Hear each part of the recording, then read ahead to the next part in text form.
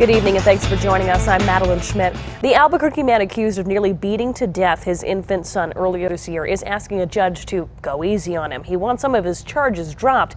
And for the first time, the little boy's mother is speaking out about what happened. News 13's Jeannie Nguyen is here with that story tonight. Jeannie. Madeline, Evan Ritchie is charged with 9 counts of child abuse after admitting to police he choked and headbutted his son. But in a motion filed on Thursday, he's asking a judge to drop 8 of those charges. Our detectives felt comfortable enough with what he said that we were able to charge him. Back in March, Albuquerque police say Evan Ritchie admitted to beating his infant son nearly to death. The baby's injuries included rib and skull fractures.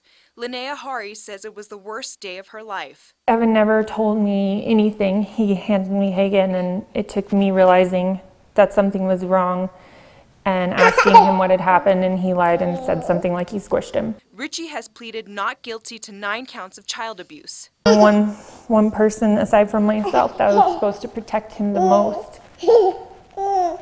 treated him like an enemy in combat.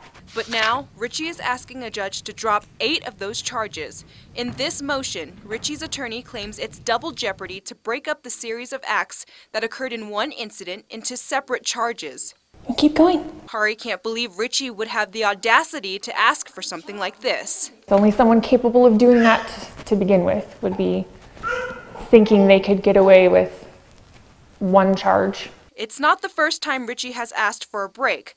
Back in June, he asked for permission to go to a motocross event in Espanola for the weekend, claiming he would be doing community service for his Alcoholics Anonymous sponsor. Judge Cindy Leos granted that request. You know this is your most favorite thing.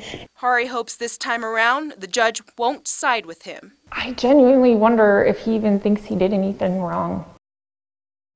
Hari tells me her son has made a lot of progress, but he's still not out of the woods. He will continue to see neurologists to determine if any abuse caused permanent damage. Madeline, back to you. All right, thank you, Jeannie. A judge is slated to make a decision on Ritchie's request next week.